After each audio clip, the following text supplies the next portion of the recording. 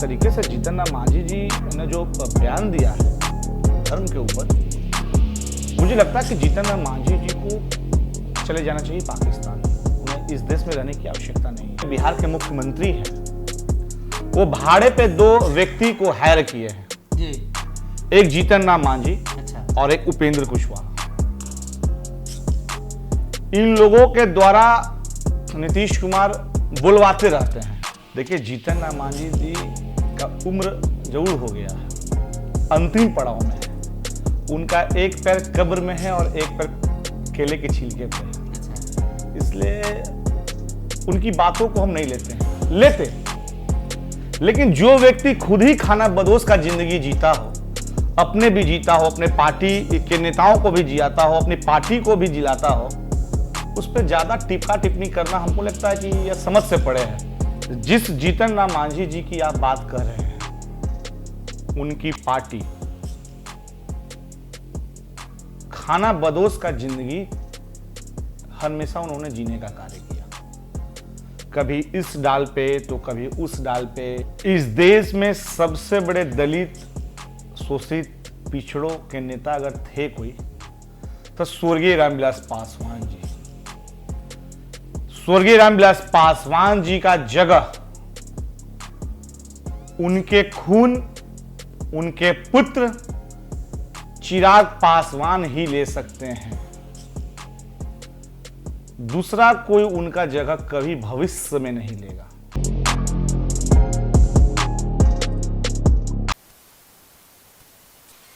नमस्कार, आप भारत लाइव देख रहे हैं।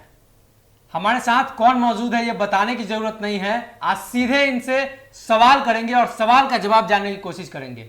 आपको पता होगा, चिराग पासवान और उनके पिता रामविलास पासवान, जो अपने आप को दलितों के मसीहा कहते थे और बताया करते थे कि वो सबसे बड़े दलित के नेता हैं। लेकिन उनके जाने के बाद बिहार में एक और नेता सामने आ गए हैं जो अपने आप को दलितों के सबसे बड़े हितैषी के रूप में बताते हैं। कल्लू जी, मांझी जी ने जो बयान दिया है मुख्यमंत्री के लिए, या दलित के सबसे बड़े नेता के तौर पे अपने आप को प्रमोट कर रहे हैं, तो कहीं ना कहीं आपको तो धक्का लगा होगा, क्योंकि आपके पार्टी के जो संस्थापक है रामविलास पासवान जी, उनके बारे में कहा जाता है कि दूसरे अम्बेडकर हैं, दलितों के सबसे बड़े मसीहा हैं। इस देश में सबसे बड़े दलित, शोषित, पिछड़ों के नेता अगर थे कोई, तो स्वर्गीय रामविलास पासवान जी। स्वर्गीय रामविलास पासवान जी का जगह उनके खून, उनके पुत्र चिराग पासवान ही ले सकते हैं।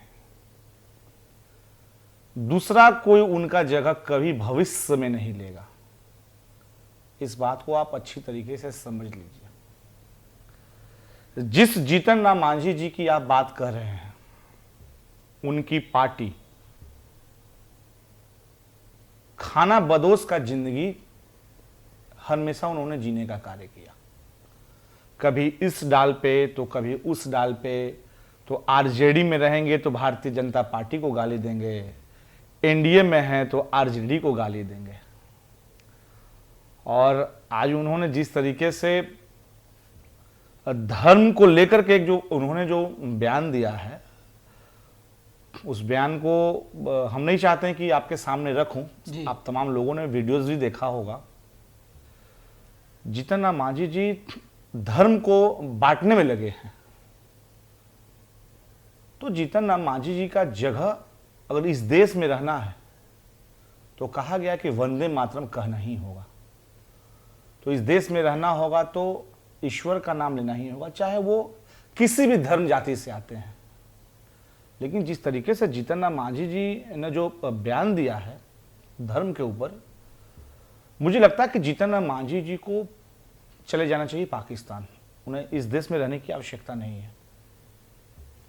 एक बात बताइए, रामविलास पासवान जी को ऐसे ही नहीं दलित का नेता कहा जाता था। कहा जाता था कि जब सदन में दलितों को लेकर कोई बात होती थी तो रामविलास पासवान सबसे मुखर होकर बोला करते थे। आपको याद होगा, सुप्रीम कोर्ट का एक फैसला आया था जिसमें ST SC एक्ट में कुछ संशोधन हुआ था, जिसके बाद रामविलास पासवान केंद्रीय मंत्रिमंडल से मिले, नरेंद्र मोदी से मिलकर उसको रद्द करवा दिए। तो ऐसा काम चिराग पासवान को भी करना होगा, तभी रामविलास पासवान वाला पद उन्हें मिल पाएगा ना। देखिए, रामविलास पासवान जी का एक बहुत बड़ा अनुभव था अपने राजनीति में, जैसा कि 50 या 55 साल का कहा जाता है, थोड़ा बहुत हम कंफ्यूज कर रहे हैं वो उसमें लगभग, लेकिन 50-55 साल का उनका है। तो चिराग जी का उम्र भी तो भी 50 साल नहीं हुआ है, लेकिन जिस तरीके से उनके नक्शे कदम पे चल रहे हैं, मैं स्पष्ट आपको कह दूं कि जो रामविलास पासवान जी ने किया है और है, हर एक पिता का सपना होता है कि जितना हम किए उससे ज्यादा मेरा पुत्र करे। चिराग पासवान जी अवश्य उस सपने को पूरा करेंगे और पूरा दुनिया देख रहा है, पूरा देश देख रहा है। और एक बात मैं और बता दूं कि जीतन राम मांझी जो बोले हैं, नीतीश कुमार जो हमारे बिहार के मुख्यमंत्री हैं, वो भाड़े पे 2 व्यक्ति को हायर किए हैं जी। एक जीतन राम मांझी अच्छा। और एक उपेंद्र कुशवाहा। इन लोगों के द्वारा नीतीश कुमार बुलवाते रहते हैं, हर 2 दिन 4 दिन 5 दिन पे बुलवाते रहते हैं। और नीतीश कुमार इसलिए बुलवा रहे हैं कि उनको भारतीय जनता पार्टी के साथ अब नहीं रहना है। इस बात को आप जान लीजिए।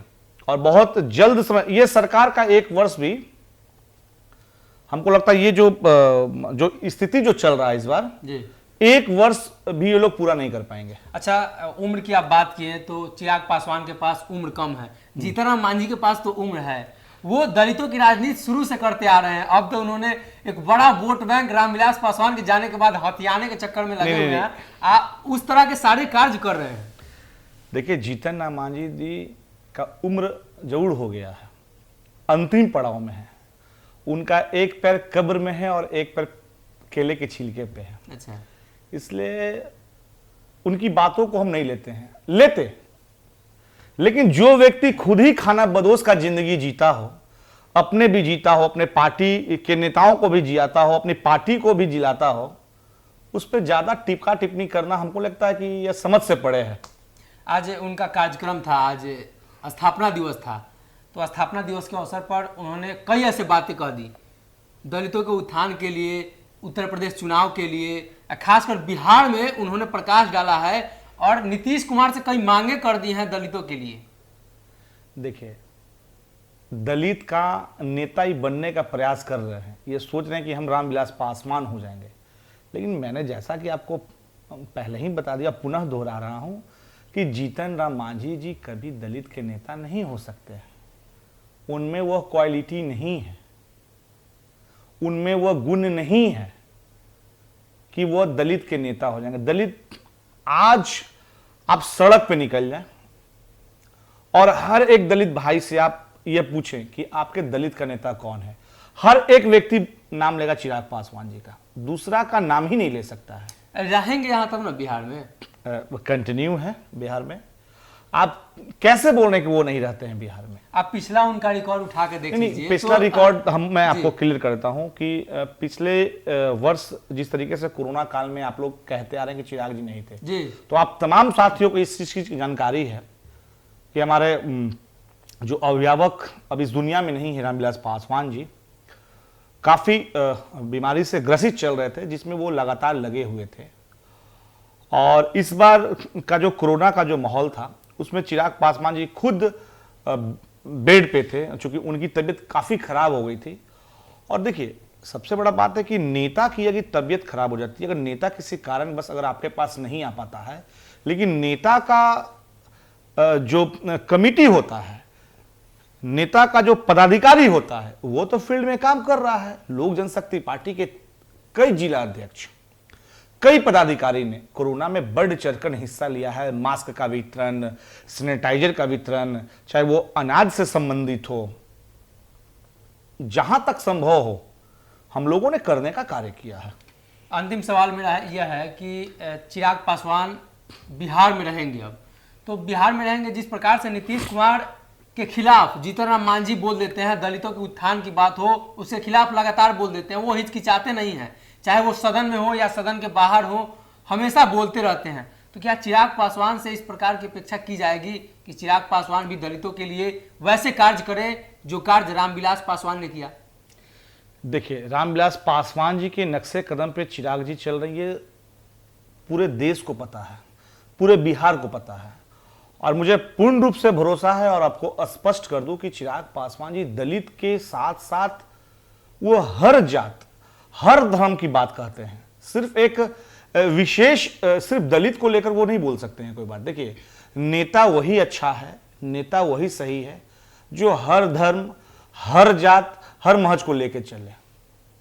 क्योंकि उनके टीम में या उनके जितने ही पदाधिकारी, ऐसा तो नहीं है कि सिर्फ दलित ही है, उसमें फॉरवर्ड भी है, बैकवर्ड भी है, महादलित भी है, दलित भी है, सभी तरह के लोग हैं। तो सिर्फ और सिर्फ वो दलित की ही बात क्यों कहेंगे? वो सभी तमाम लोगों को एक साथ एकजुट लेकर चलते हैं, जैसे कि स्वर्गीय रामविलास पासवान जी लेकर चलते थे। इसलिए स्वर्गीय रामविलास पासवान जी के नक्शे कदम पे आदरणीय चिराग पासवान जी चलते हैं। और इस देश में, इस बिहार में जो लोग सोच रहे हैं कि हम रामविलास पासवान हो जाएं, जिंदगी में कभी भी संभव नहीं हो कि कोई रामविलास पासवान हो। क्योंकि रामविलास पासवान होना सिर्फ एक ही व्यक्ति में वह गुण है, वह योग्य है। जैसा कि देश के यशस्वी प्रधानमंत्री जी ने भी अपने तमाम सांसदों को अपने संबोधन में उन्होंने स्पष्ट किया था कि आप लोगों को अगर सदन में आना है तो आप चिराग से सीखें, बोलने का तरीका, पहनने का तरीका। तो ये रामविलास पासवान जी का दिया हुआ एक योग्य पुत्र है, ये सब में नहीं हो सकता है। जी, तो सीधे तौर पे हमारे साथ कल्लू जी थे और इन्होंने कह दिया कि रामविलास पासवान का बेटा ही रामविलास पासवान के बाद दलितों के सबसे बड़े नेता के तौर पे उभरेंगे। बाकी लोग जो कार्य कर रहे हैं करें, लेकिन दलितों के बड़े नेता नहीं हो सकते हैं जिस प्रकार से वो थे। बिल्कुल, दलितों का नेता इस पूरे देश में, जैसा कि देश में दूसरे अंबेडकर के नाम से आप ही हमको बता दें कि कौन आदमी को जाना जाता है, सिर्फ रामविलास पासवान जी, ये तय है। तो रामविलास पासवान जी के पुत्र, योग्य पुत्र, उनमें कोई एक ऐसा कमी जो आप निकाल दें, चाहे वो किसी भी चीज से है, बोलने का उनका जो डैशिंग पर्सनालिटी है, जिस तरीके से लोगों में वो जाते हैं, तो देखिए बहुत कम सारे ऐसे नेता होंगे जो देखिए दूर से ही लोगों को प्रणाम कर लेते हैं कि प्रणाम प्रणाम प्रणाम। लेकिन जिस तरीके से कल मधुबनी में जो आदरणीय चिराग पासवान जी ने जो शराब कांड का दौरा किया, उसमें वहां की जनता, यानी कि जिसके घर में ये दुर्घटना हुई है, वो लोगों ने चिराग जी के एकदम देखिए कि आप लपेट लिया अपने गर्दन में। तो ऐसे नेता हो ही नहीं सकते हैं कोई। बहुत सारे ऐसे लोग हैं, बहुत ऐसे सारे नेता हैं जिसके सिक्योरिटी गार्ड जो होते हैं वो दूर से ही भगा देते हैं। इस कोरोना काल में क्या चिराग जी को डर नहीं है कि कोरोना मुझे भी हो सकता है? अपनी जान की परवाह किसे नहीं है? बहरहाल उन्होंने अपनी जान की परवाह बिना किए हुए तमाम साथियों से उन्होंने मिला और अपने गर्दन में, जैसे एक मां अपने पुत्र को गर्दन में चिपका कर रखती है, उसी तरीके से चिराग पासवान जी एक मां स्वरूप बिहार की जनता अपने पुत्र सम्मान चिराग पासवान जी को अपने सीने में चिपका कर रखा। वो तस्वीर भी सामने है। तो ये दूसरा रामविलास पासवान पैदा होना इस धरती पे मुश्किल है। वो योग्य सिर्फ चिराग पासवान जी में है, दूसरे में नहीं है। ये तो सीधे तौर पे इन्होंने कह दिया है कि अब जो कोई भी रामविलास पासवान बनने की कोशिश कर रहे हैं वो संभव नहीं है और वो चिराग पासवान ही बन सकते हैं। आपने अगर इस वीडियो को देख लिया है तो जरूरत है इसे शेयर करने की और चैनल को सब्सक्राइब करने की। बहुत बहुत धन्यवाद। अगर ये वीडियो पसंद आई और वह बिहार के राजनीति और बिहारियत से सरोकार रखेनी तो सब्सक्राइब बटन दबा के चैनल के सब्सक्राइब कर ली। ओजे एगो घंटी बा, ओकरा बटन दबा देला से कुल सटीक और मारक खबर रुआ मुफ्त में मिल जाई। अगर रुआ पत्रकारिता के हमनी के नया प्रयोग में सहयोग कर चाहतानी तो ज्वाइन बटन दबा दी। पेटीएम नंबर नोट कर ली 9386816700। धन्यवाद।